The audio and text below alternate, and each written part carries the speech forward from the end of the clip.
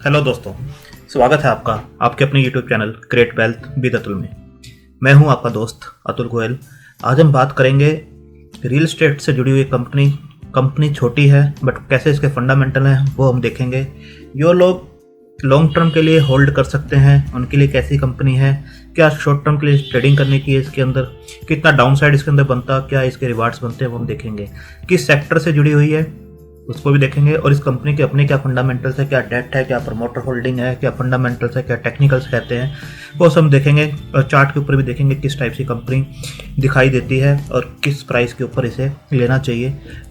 जो छोटी कंपनी है छोटा ही पैसा उसके अंदर लगाना चाहिए बट डाइवर्सिफाइड करके रखना चाहिए और मार्केट में कुछ अपॉर्चुनिटीज ऐसी होती हैं जिसको हमें लेना चाहिए पैसा कमाने के लिए। छोटी कंपनी हो बड़ी कंपनी हो, पैसा कमाने के लिए आए हैं तो पैसा कमाना चाहिए। तो बात करते हैं coral India finance and housing limited की। क्या करती है ये कंपनी वो भी हम देख लेते हैं। तो आप देख सकते हैं जैसे इन्होंने बताया अपनी साइट के ऊपर, coral India finance and housing limited is one of the housing development company in India with 2 segments. Finance भी करते हैं और दूसरा कंस्ट्रक्शन भी करते हैं। फाइनेंस में भी हैं और कंस्ट्रक्शन भी करते हैं। Coral India finance and housing company private limited company in India. आप देख सकते हैं दोनों एक्सचेंजेस पे BSE और NSE पे लिस्टेड है ये कंपनी। काफ़ी प्रोजेक्ट्स इनके चल रहे हैं, काफ़ी प्रोजेक्ट डिलीवर कर चुके हैं और काफ़ी प्रोजेक्ट्स जो है अंडर कंस्ट्रक्शन है। रेजिडेंशियल कमर्शियल दोनों टाइप के प्रोजेक्ट्स करते हैं। तो इस टाइप की इनकी साइट है, आप देख सकते हैं। ये इनका अबाउट अस है और ये प्रोजेक्ट्स जो हैं इनके कोरल गार्डन्स, इस टाइप के इनके प्रोजेक्ट्स हैं। अब कंपनी का शेयर प्राइस क्या है वो भी हम देख लेते हैं। कंपनी का जो शेयर प्राइस है 22.70, ये लाइव मार्केट में 18 तारीख को चल रहा है इस टाइम पर। इसको रिफ्रेश एक बार हम जरूर कर लेते हैं तो आप देखेंगे 22.70 के आसपास चल रहा है। 22.50 प्रीवियस क्लोज था, तो 20 पैसे ऊपर 0.89% के आसपास की तेज़ी के साथ ये चल रहा है। हाई जो है 23.10 का है, लो जो है 22 के आसपास का है। तो आप देख सकते हैं इस टाइप से इसका चल रहा है। और 5 डेज का अगर देखेंगे तो शेयर जो है 23.35 के आसपास का हाई बनाया था और आज जो इसने 22 को टच किया है ये आज का लो है। 1 मंथ का भी आप देखेंगे तो शेयर 27.25 से नीचे आता हुआ नजर आएगा। 6 मंथ का देखेंगे तो 20.65 से शेयर में जो हाई बनाया था वो जो बनाया है 31 के आसपास गया था, यानी 50-60% ऊपर गया था शेयर। अगेन उसी लेवल के ऊपर आता हुआ नजर आ रहा है। 1 ईयर का भी आप देखेंगे तो 11 रुपये से शेयर इस टाइम भी डबल हो चुका है और यहाँ से भी शेयर आप देखेंगे तो 32 के आसपास शेयर 33 के आसपास ऊपर गया था। तो अभी डाउन के ऊपर आपको बिल्कुल मिल रहा है। फंडामेंटल्स चेक करते हैं कंपनी के फंडामेंटल्स कैसे हैं। 90 करोड़ के आसपास की ये कंपनी है। ROC देखेंगे 7.93% की पॉजिटिव है। ROE देखेंगे 6.655% के आसपास ये भी पॉजिटिव है। फेस वैल्यू देखेंगे तो 2 की है। डिविडेंड यील्ड आप देख सकते हैं 0.89% का डिविडेंड भी ये पे करते हैं। बुक वैल्यू देखेंगे तो 30.9 की है। प्राइस मैंने जैसे आपको बताया 22.5 के आसपास का है। तो प्राइस टू बुक वैल्यू जो है 0.73, यानी अपनी बुक वैल्यू से ऑलमोस्ट 27% डिस्काउंट के ऊपर ये आपको मिल रहा है। 52 वीक हाई देखेंगे 35.2 है और लो देखेंगे 8.25 के आसपास का है और इस टाइम शेयर जो है 22 के आसपास चल रहा है। डेट देखेंगे बुक्स के ऊपर तो 0 है। डेट टू इक्विटी रेशो 0 है। प्रमोटर ने अपनी कोई भी जो होल्डिंग है, हम देखेंगे कितनी होल्डिंग उनके पास है। 0% होल्डिंग जो है प्लज की हुई है, काफ़ी अच्छी चीज़ है। आप देखेंगे इंडस्ट्री की PE ही 22 है, जबकि ये जो PE पे काम कर रहा है 11.4 के आसपास काम कर रहा है, यानी इंडस्ट्री PE से हाफ के ऊपर ये काम करता हुआ आपको नजर आएगा। तो फंडामेंटल्स जो भी हम लोग देखते हैं एक कंपनी के अंदर वो सब ये मीट करते हैं। जैसे कि डेट 0 होना चाहिए, बिल्कुल 0 है। प्राइस टू बुक वैल्यू देखिए अपनी बुक वैल्यू से नीचे काम करते हुए नजर आ रहा है। रेशोज पॉजिटिव होनी चाहिए और पॉजिटिव है। कम पॉजिटिव है, मतलब 20-25 के आसपास बिल्कुल होनी चाहिए बट ये कम है, बट स्टिल छोटी कंपनी है, पॉजिटिव है। डिविडेंड पे करते हैं, अपने 52 वीक हाई से भी लो चल रहा है। तो देख सकते हैं कोई भी शेयर प्लज नहीं है, इंडस्ट्री PE से हाफ के ऊपर ये भी काम कर रहा है। और EPS देखेंगे आप बिल्कुल पॉजिटिव है 1.87 के आसपास। इसके बाद आप देख सकते हैं 200 DMA से ऊपर जो शेयर है वो काम कर रहा है। आप देखेंगे 27 मार्च को इसने जब 11.10 को क्रॉस किया था उसके बाद से शेयर ऊपर चल रहा है और बीच में इस टाइप का जंप देता है वहाँ पर 50-60% कमाने का एक मौका रहता है, इसलिए इस शेयर को थोड़ा सा कंसिडर किया गया है। तो डाउन साइड देखेंगे कितना इसके अंदर रिस्क बनता है। क्वार्टरली रिजल्ट्स जो है आप देख सकते हैं 6.87 के जो दिसंबर 2017 में होते थे अभी 4.29 के आसपास के हैं। तो काफ़ी एक रेंज बाउंड है।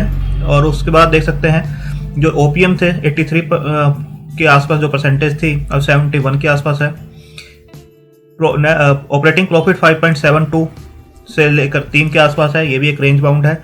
नेट प्रॉफिट आप देखेंगे तो 4.41 का आसपास जो हुआ करता था वो 2.60 के आसपास है। एक क्वार्टर को छोड़ के जो मार्च वाला क्वार्टर था आप देखेंगे किसी भी क्वार्टर के अंदर इसने नेगेटिव रिजल्ट्स नहीं दिए हैं, सभी के अंदर आपको पॉजिटिव रिजल्ट्स मिलेंगे। जितने भी क्वार्टर्स हम पीछे के देख रहे हैं सभी के अंदर पॉजिटिव रिजल्ट्स हैं। इसके बाद ईयर ऑन ईयर भी हम कंपैरिजन करते हैं। जो सेल्स 2.39 करोड़ के आसपास की हुआ करती थी मार्च 2009 में, वो इस टाइम आपको 13 करोड़ के आसपास की मिलेगी। ओपीएम जो देखेंगे पहले क्वार्टर ऑन क्वार्टर देखें तब ईयर ऑन ईयर देखें तो 61% के आसपास जो हुआ करते थे वो 74% के आसपास है।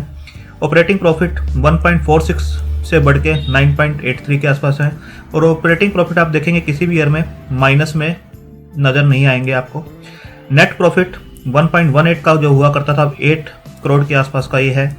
तो आप देखेंगे 8 गुना के आसपास ये बिल्कुल हो चुका है, 7 टाइम्स के आसपास। और किसी भी ईयर में आप देखेंगे ये माइनस में नहीं है रिजल्ट्स इनके, हमेशा पॉजिटिव में रिजल्ट्स इन्होंने अपने दिए हैं। तो पॉजिटिव रिजल्ट देना छोटी कंपनी के लिए यही काफ़ी बड़ी चीज़ होती है। और अगर आप देखेंगे बैलेंस शीट के ऊपर जो डेट है वो आपको 0 दिखाई देगी। कंस्ट्रक्शन में ये है बट आपको 0 ही इसकी जो डेट है वो दिखाई देगी। तो डेट फ्री कंपनी है। रिजर्व्स देखेंगे 13.64 से इंक्रीज होकर 116 करोड़ के आसपास के रिजर्व्स हैं। शेयर कैपिटल काफ़ी अच्छी मेंटेन की हुई है, 10.42 से 8.06, बहुत ज़्यादा इंक्रीज नहीं की है इन्होंने।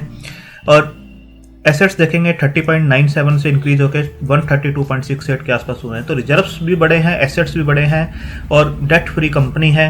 काफ़ी अच्छी इन्होंने अपने आप को मेंटेन किया हुआ है, इस चीज़ को मानना पड़ेगा। डेटर डेज जो है आप देख सकते हैं, जो डेटर डेज हैं वो 54 के आसपास अभी चल रहे हैं। थोड़े हायर साइड में जरूर है पहले से देखा जाए 12 दिन और 25 दिन के एवज में, बट स्टिल एक मैनेजेबल इसके अंदर है। अगर ROCE परसेंटेज को देखेंगे तो ये हमेशा ही आपको पॉजिटिव नज़र आएगी, हमेशा पॉजिटिव रही है। 8% के आसपास, 7.93 के आसपास रही है। तो ये भी एक अच्छी चीज़ है। शेयर होल्डिंग पैटर्न को देखेंगे, जो शेयर होल्डिंग पैटर्न था, प्रमोटर को अपने बिजनेस के ऊपर बिल्कुल कॉन्फिडेंस है। जो ग्रोथ कर रहे हैं ये, जब बिजनेस कर रहे हैं बिल्कुल उनको विश्वास है इसके ऊपर। तो 74.37 ये हमेशा ही इन्होंने मेंटेन किया है। 74.37 आप देख सकते हैं।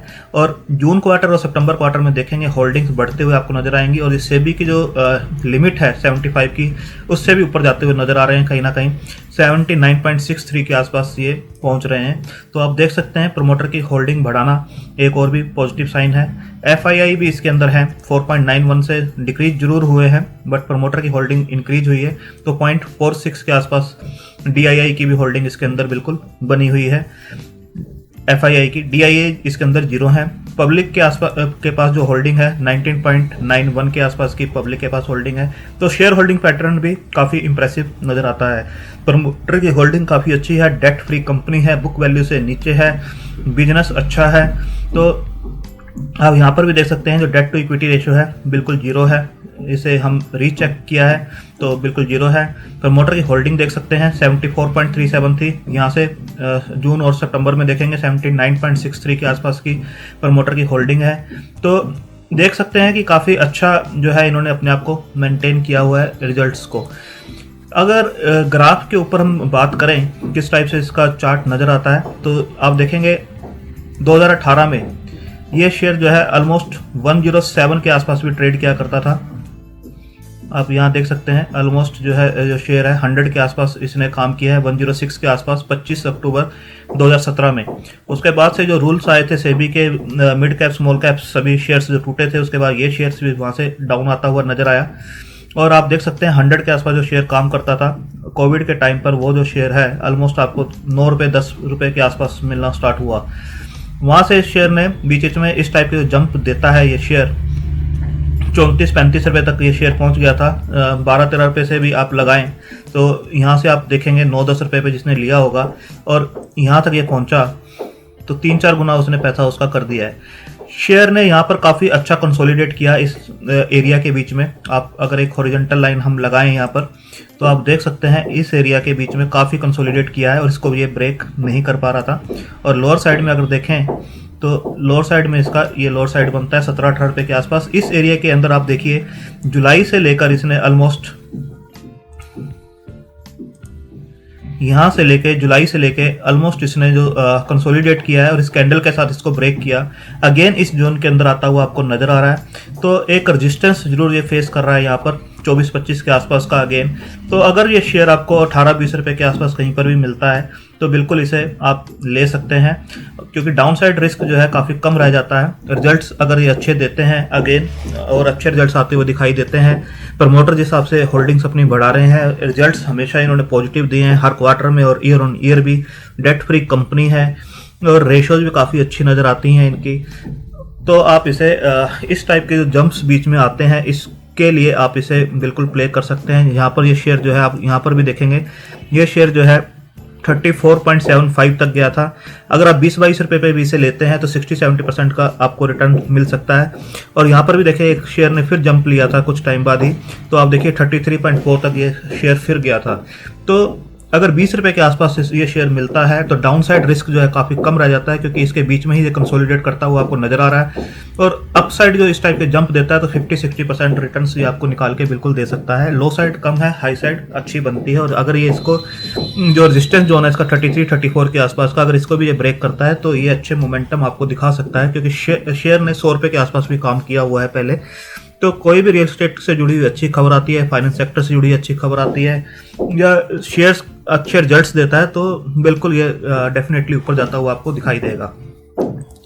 यहाँ पर आप देख भी सकते हैं कि जो डिविडेंड है 2016 में, 17 में, 18, 19, 20 सभी ईयर्स में जो डिविडेंड है ये अपना पे कर रहे हैं। और जो फेस वैल्यू मैंने आपको पहले भी बताई, जो फेस वैल्यू है इसकी जो 2 रुपये की फेस वैल्यू है उसके ऊपर ये पे करते हैं अपना 10% के आसपास। तो एक डिविडेंड पेइंग कंपनी है, तो डिविडेंड भी आपको इसके अंदर मिलता है। डाउन साइड रिस्क है बहुत कम रह जाता है। अगर 20 रुपये के आसपास ये किसी भी गिरावट में मिलता है, निफ्टी करेक्ट करता है, जब स्मॉल कैप इंडेक्स करेक्ट करता है, तो बिल्कुल आप इसे ले सकते हैं। अपने फाइनेंशियल कंसल्टेंट्स जो भी आपके एडवाइजर्स हैं, जो आपके प्रोफाइल को अच्छी तरह जानते हैं कि आप किस टाइप के इन्वेस्टर्स हैं या ट्रेडर्स हैं और कितना आप रिस्क ले सकते हैं, कितना आप होल्ड कर सकते हैं शेयर को, तो उसके हिसाब से ही आपको इसके अंदर एंट्री बनानी है। क्योंकि कई बार जो शेयर्स होते हैं काफ़ी लंबे टाइम, यहाँ देख सकते हैं काफ़ी लंबा टाइम इसने कंसोलिडेट किया है। मार्केट अपने ऑल टाइम हाई पर चल रही थी, अच्छे रिटर्न्स दे रही थी, बट ये शेयर जो था यहीं पर कंसोलिडेट कर रहा था और काफ़ी फ्रस्ट्रेट कर रहा था लोगों को। तो इस टाइप के जो ट्रेडर्स हैं जो जल्दी फ्रस्ट्रेट होते हैं तो उनको इसमें नहीं लगाना चाहिए,